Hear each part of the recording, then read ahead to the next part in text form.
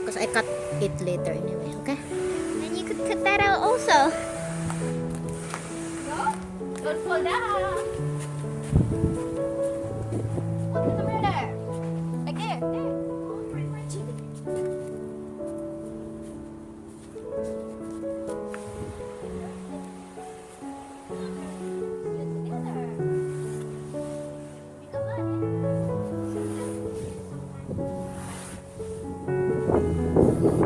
You do it.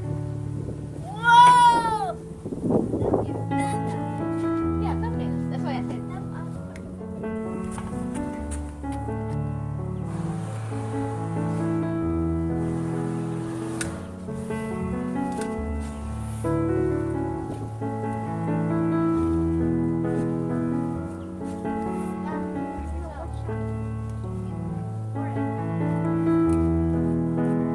Thanks.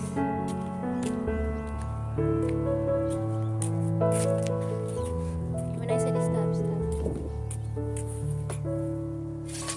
Tell me if you find the lizard. It was probably the same like this lizard. Okay. Like that then. Hey, lizard.